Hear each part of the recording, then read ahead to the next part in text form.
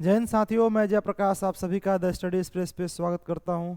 साथियों, आज की क्लास में हम जानेंगे, ये कोई मैथ की क्लास नहीं है, इसमें जानेंगे सेंट्रल रिजर्व पुलिस फोर्स के अंतर्गत कुछ वैकेंसीज आई हुई हैं। इसके डिटेल्स मैं आपको आज दूंगा। इसमें क्या पोस्ट हैं, कितनी पोस्ट हैं, कौन कौन सी कैटेगरी में कितनी पोस्ट दी गई हैं, फॉर्म कब से फिल करे जाएंगे, फॉर्म फिल करने का प्रोसीजर क्या होगा, सिलेक्शन का प्रोसेस क्या होगा, ये सारी की सारी बातें आज हम इस क्लास में जानेंगे। तो देखिए जरा, इस सेंट्रल रिजर्व पुलिस फोर्स के द्वारा एक नोटिस जारी किया गया है जिसमें बताया गया है कि advertisement for recruitment of ASI steno के लिए और हेड कांस्टेबल मिनिस्ट्रियल के लिए, ये 2022 की पोस्ट है।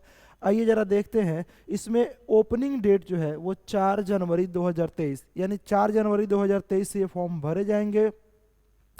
कुल पोस्ट की संख्या यहाँ पर देख लीजिए। अगर बात की जाए टोटल पोस्ट की संख्या, तो total post steno sub inspector के लिए 143 और हेड कांस्टेबल मिनिस्ट्रियल के लिए 1315 यानी 1315। कुल मिलाकर अगर देखा जाए तो लगभग 1450 के आसपास, 1460 के आसपास क्या है, ये वैकेंसी है। और number of vacancies are given tentative, may be increase और डिक्रीज। ये वैकेंसी जो दी गई हैं ये टेंटेटिव है, ये बढ़ भी सकती हैं और घट भी सकती हैं। देखिए जरा, स्टेनो सब इंस्पेक्टर के लिए लेवल 5 का है, जिसकी पे मैट्रिक्स होगी 29,200 से लेकर 92,300। और जो हेड कांस्टेबल मिनिस्ट्रियल की पोस्ट है वो लेवल 4 की जॉब है, इसमें पे मैट्रिक्स 25,500 से लेकर 81,100। याद रखें, ये बेसिक पे को डिनोट करता है, ये आपका इन हैंड सैलरी नहीं, इसमें डीए बहुत सारी चीज़ें जुड़ी रहती हैं, डीए एचआरए बहुत सारे अलाउंस इसमें जुड़े रहेंगे। जरा देखो, अगर बात की जाए इसमें एज लिमिट की, तो एज लिमिट में क्या बोल रहा है कि कैंडिडेट को 18 साल से लेकर के कितने वर्ष तक होना चाहिए, 25 वर्ष तक। कैंडिडेट मिनिमम 18 साल हो और मैक्सिमम कितना होना चाहिए, 25 वर्ष।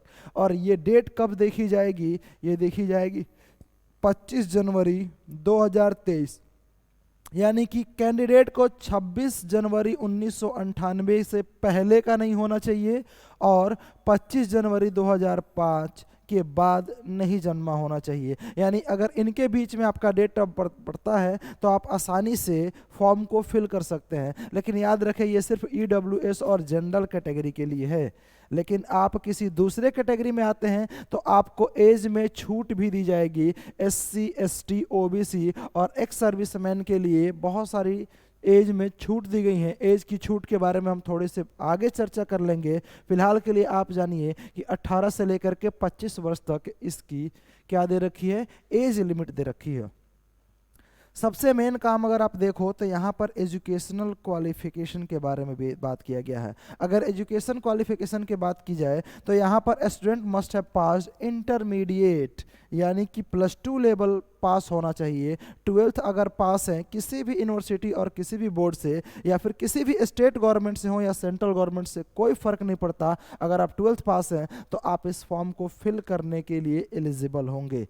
आइए यहाँ पर आगे क्या बताया गया, जरा देखते हैं। How to apply. अप्लाई करने के लिए आपको मैंने बताया था जाना पड़ेगा www.crpfindia.com के वेबसाइट पर, या फिर www.crpf.nic.in के वेबसाइट पर। और यहाँ जाकर के आप रिक्रूटमेंट सेक्शन में जाएंगे और वहाँ से आपको रजिस्ट्रेशन करना पड़ेगा। और रजिस्ट्रेशन की जो स्टार्टिंग डेट है वो 4 जनवरी 2023 से इस फॉर्म को फिल किए जा सकते हैं। हाँ जी, सीआरपीएफ की पोस्ट, जिसमें मैं आपको बता दूं 4 जनवरी, देख लीजिए यहाँ पर साफ साफ आपको बता दिया गया है कि शुरुआत जो होगी इस फॉर्म की फिल करने की वो 4 जनवरी 2023, और लास्ट डेट जो है इसमें दे रखा है 25 जनवरी 2023। आप देखिए, एडमिट कार्ड जो रिलीज करने का, यानी कि CBT 1 पेपर होगा जो कंप्यूटर बेस्ड टेस्ट होगा, इसमें साफ साफ बता रखा है कि ये 15 फरवरी को हो जाएगा। याद रखिए, ये भी टेंटेटिव है लेकिन 15 फरवरी को होना, ये एडमिट कार्ड होगा 15 फरवरी को, और जो कंप्यूटर बेस्ड टेस्ट ये टेंटेटिव दे रखा है, ये कब होगा, 22 से 28 फरवरी 2023 के बीच में क्या हो जाएगा जी, आपका पेपर हो जाना है। चलिए, अगर आप आगे बढ़ेंगे तो बहुत सारी डिटेल्स इसमें दे रखा है। मैं आपके लिए इस पीडीएफ को इसके टेलीग्राम चैनल पर डाल दूंगा और टेलीग्राम चैनल का लिंक इसी वीडियो के डिस्क्रिप्शन पे आपको मिलेगा, वहां से जा करके आप इसे डाउनलोड कर लें। अदरवाइज आप सीआरपीएफ के ऑफिशियल वेबसाइट पे जाएं, वहां पर आपको आसानी से ये पीडीएफ मिल जाएगा। देखिए रिक्रूटमेंट प्रोसेस में क्या दे रखा है कि the recruitment process will be consist of computer based test. सबसे पहले तो क्या होगा, सीबीटी होगा, कंप्यूटर बेस्ड टेस्ट होगा। उसके बाद से स्किल टेस्ट होंगे, फिर आपके पास फिजिकल स्टैंडर्ड टेस्ट होगा जिसमें पीएसटी कहा जाता है, फिर डॉक्यूमेंट वेरिफिकेशन और मेडिकल टेस्ट होगा, और उसके बाद से बहुत सारे प्रोसेस से होकर गुजरने के बाद जा करके आपको जॉब दी जाएगी। Applications will be accepted through online mode only. याद रखें ऑफलाइन कुछ नहीं है इसमें, आप ऑनलाइन ही फॉर्म भरेंगे, ऑनलाइन ही आपको एडमिट कार्ड प्रोवाइड किए जाएंगे और ऑनलाइन ही आपका क्या होगा, पेपर होगा, सीबीटी बेस्ड पेपर होगा। कंप्यूटर बेस्ड टेस्ट यानी CBT will be conducted only in English and Hindi language. याद रखें अगर आप किसी दूसरे लैंग्वेज को जानते हैं तो उसमें आपको पेपर देने की अनुमति नहीं, मात्र 2 ही लैंग्वेज में आप पेपर दे सकते हैं। कौन कौन से, इंग्लिश एंड हिंदी। और skill test will be also conducted in English और हिंदी, यानी कि स्किल टेस्ट में जो टाइपिंग होगी या फिर स्टेनो की जो आपसे टेस्ट लिए जाएंगे वो भी किस में होगा, इंग्लिश और हिंदी। और उसके बाद से फिजिकल स्टैंडर्ड पीएसटी होगा, फिर डॉक्यूमेंट वेरिफिकेशन, और सब हो जाने के बाद लास्ट में आपको डिटेल्ड मेडिकल एग्जामिनेशन टेस्ट यानी DME डिटेल मेडिकल टेस्ट होगा। और सब रिव्यू करने के बाद से उसके बाद से आपको क्या किया जाएगा, जॉब दिया जाएगा। इतनी सारी डिटेल्स आपको देखने होंगे। आइए जरा मैं आगे बढ़ूं और उसमें बताऊं आपको कि क्या क्या आगे दे रखा है। तो देखिए ये सारी चीज़ें हो जाने के बाद आप इस वेबसाइट पर जाएंगे, वेबसाइट आसानी से मिल सकता है, मैंने बता दिया। पे स्केल क्या होगा, वैकेंसी देखिए असिस्टेंट सब इंस्पेक्टर स्टेनो की जो अनरिजर्व कैटेगरी में वैकेंसी है, यानी जो जनरल कैटेगरी में आते हैं उनको 58, EWS के लिए 14, OBC के लिए 39, SC के लिए 21, ST के लिए 11, टोटल 143 पोस्ट हैं वो स्टेनो के लिए। अगर आपने स्टेनो यानी शॉर्ट हैंड कहीं से सीख रखा है तो आप इस पोस्ट के लिए एलिजिबल हैं, आप अप्लाई कर सकते हैं। लेकिन अगर आपके पास नॉलेज नहीं है शॉर्ट हैंड का तो आप हेड कांस्टेबल मिनिस्ट्रियल में आइए। तो यहाँ पर अनरिजर्व यानी जनरल कैटेगरी के लिए 532, EWS के लिए 132, OBC के लिए 355, SC के लिए 197, ST के लिए 99, total 1315 post head constable ministerial के लिए है। इन सारी पोस्ट को अगर आप ध्यान से देखते चलें तो आपको पता चलेगा कि आप किस कैटेगरी में आएंगे और वहां पर आप किस तरीके से फॉर्म फिल करेंगे। देखिए जरा, इसके साथ ही साथ 10% वैकेंसी जो है वो एक्स सर्विसमैन के लिए क्या है, रिजर्व है। एक्स सर्विसमैन जो पहले से किसी सेंट्रल गवर्नमेंट में जॉब कर करके रिटायरमेंट ले चुके हैं उनके लिए होगा ये। चलिए आगे बोल रखा है, candidate selected for appointment are level to service anywhere in India. इस बात को ध्यान रखिए कि आपके घर के आसपास जॉब मिल भी सकती है, नहीं भी मिल सकती है। भारत के किसी भी कोने में आपको जॉब दिया जा सकता है। देखिए रिजर्वेशन मिल सकता है आपको किसमें, SC, reservation for SC category में मिल सकता है, ST के लिए मिल सकता है, OBC के लिए मिल सकता है, EWS के लिए भी मिल सकता है। इन सारे रिजर्वेशन को ध्यान में रखते हुए इस सिलेक्शन प्रोसेस को कराया जाएगा।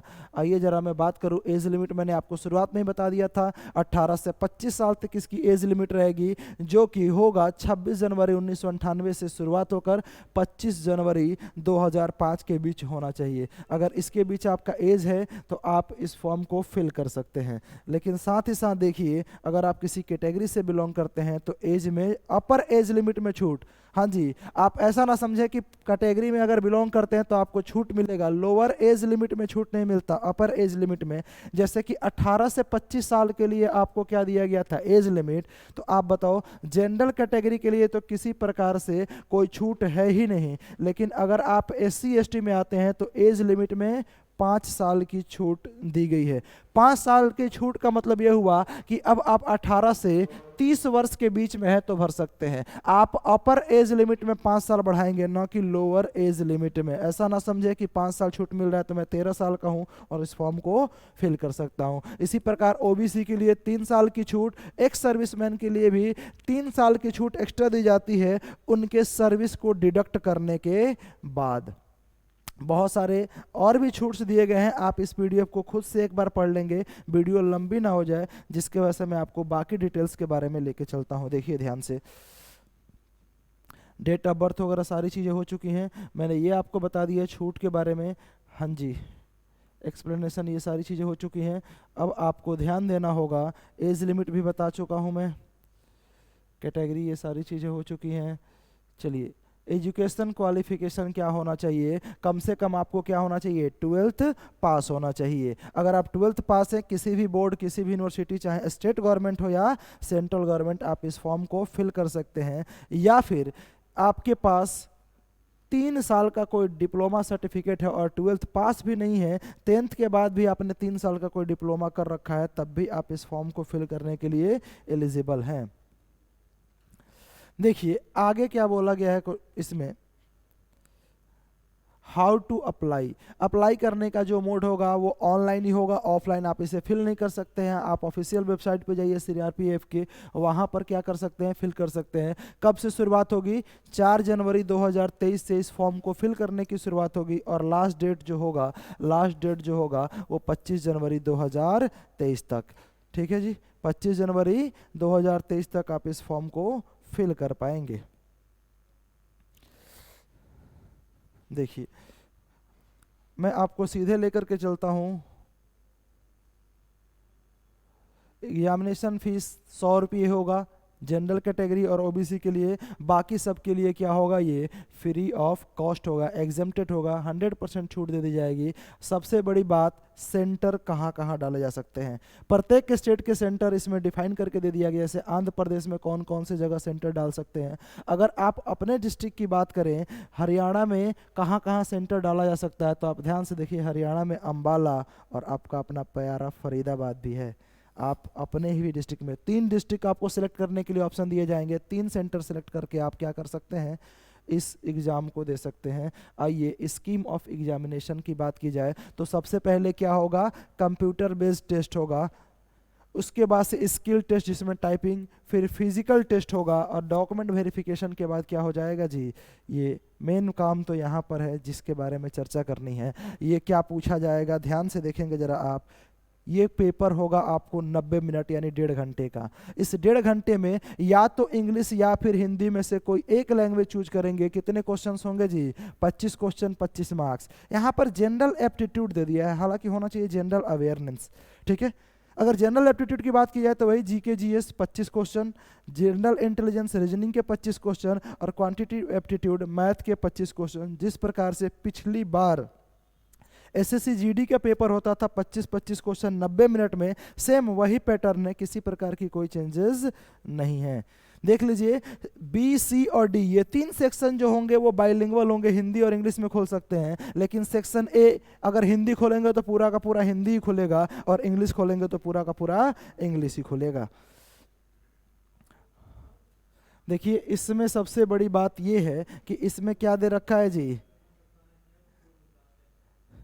निगेटिव मार्क है 0.25, यानी एक क्वेश्चन सही करेंगे तो 1 नंबर मिलेगा, और एक क्वेश्चन अगर आप गलत करते हैं तो 0.25 मार्क्स क्या होंगे, काट लिए जाएंगे। और इसके बाद से जब आपका रिजल्ट आएगा तो रिजल्ट कैसा होगा जी, नॉर्मलाइज्ड, यानी कि नॉर्मलाइजेशन करने के बाद नंबर बढ़ भी सकते हैं, घट भी सकते हैं, ये शिफ्ट पे डिपेंड करेगा। उसके बेस्ड पर क्या की जाएगी, आपकी फाइनल मेरिट लिस्ट और कट ऑफ को डिफाइन किया जाएगा।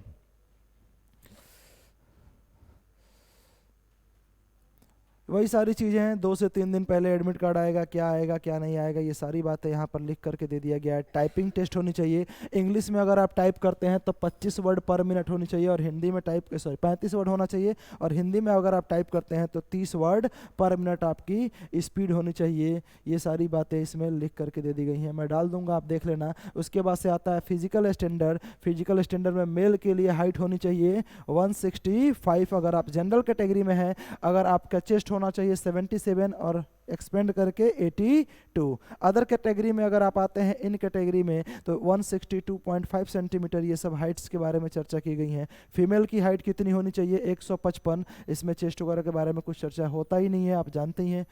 डॉक्यूमेंट वेरिफिकेशन में ये सारे डॉक्यूमेंट्स आपको पूछे जाएंगे, ये बहुत सारी चीज़ें इसमें देख करके आप अपने आप ही फॉर्म फिल करेंगे। आप फॉर्म फिल करते वक्त इस बात का ध्यान रखेंगे, कहाँ गया, मैं आपको दिखा देता हूँ, मैंने अभी कुछ देर पहले देखा था, फोटो के बारे में कुछ चर्चा किया गया है। फोटो कैसा होना चाहिए आप देख लीजिए। Tattoo will be allowed as per following situation, tattoo allowed है। आप सोचते हैं टैटू अलाउड नहीं है, टैटू इसमें अलाउड है। कहाँ कहाँ पर टैटू अलाउड हो सकता है, इन सारी चीज़ों के बारे में यहाँ पर दे रखा है, आप देख सकते हैं खुद से। चलिए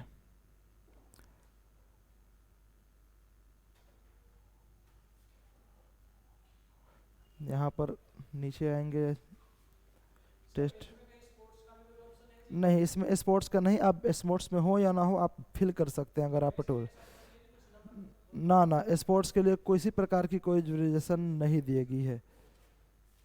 मैंने देखा था, कहाँ गया, फोटो के बारे में चर्चा शायद नीचे की गई है, यहाँ लास्ट वाले पेज पे, सेकंड लास्ट पेज पे होगी।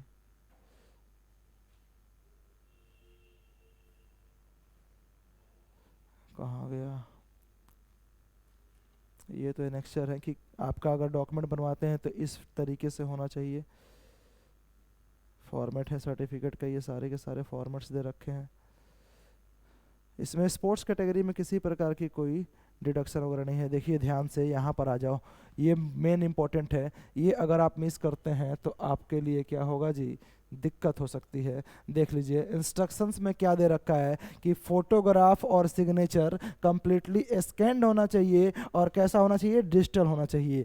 इनमें क्या होनी चाहिए, अगर देख लो, कलर फोटो साइज होनी चाहिए 35 mm विड्थ और 45 mm हाइट होनी चाहिए, यानी लंबाई और चौड़ाई दे रखा है। 3 महीने से ज़्यादा पुराना नहीं होना चाहिए। ब्लैक एंड वाइट भी एक्सेप्ट नहीं किया जाएगा। याद रखिए, सेल्फी खींच करके आप फोटो को अपलोड नहीं करेंगे। पासपोर्ट साइज फोटो को क्या करेंगे, स्कैन करेंगे और उसके बाद से इसमें करेंगे। लाइट बैकग्राउंड होना चाहिए, लाइट ग्रे या फिर वाइट सजेस्टेड, ग्रे और वाइट में से कुछ एक हो सकता है।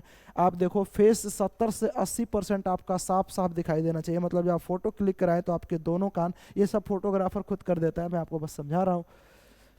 देखिए फोटो जो होगा वो 50 केबी से 100 केबी से ज़्यादा नहीं होनी चाहिए, 50 से लेकर के 100 केबी के बीच में ही होनी चाहिए। फॉर्मेट क्या होनी चाहिए, जेपीजी या फिर जेपीईजी फॉर्मेट में होना चाहिए। उसी प्रकार सिग्नेचर देख लो ध्यान से, वाइट पेपर पर ब्लैक इंक से सिग्नेचर करना है, ब्लू से आप मत करना। वाइट पेपर पर कैसे करना होगा, ब्लैक से करना होगा, और उसको स्कैन करके आप फिर इसे अपलोड करेंगे, और उसके बाद से पेमेंट करने के बाद फॉर्म सबमिट। ये था पूरा का पूरा सीआरपीएफ का डिटेल्स। आप इस पीडीएफ को सीआरपीएफ के ऑफिशियल वेबसाइट या फिर इसी टेलीग्राम चैनल के लिंक में, जो टेलीग्राम चैनल दिया गया वहाँ से डाउनलोड कर सकते हैं। देख लेंगे क्या होगी पूरी की पूरी जानकारी। हाँ, फॉर्म फिल ज़्यादा जल्दी में भी ना करें और ज़्यादा लास्ट तक भी इंतजार ना करें। अगर ये 4 जनवरी से स्टार्ट हो रहा है तो 10 जनवरी से 15 जनवरी के बीच में फॉर्म फिल कर ले, या फिर लास्ट में वेबसाइट ओवरलोड हो जाती है। आज के लिए इतना ही, मिलेंगे नेक्स्ट क्लास में।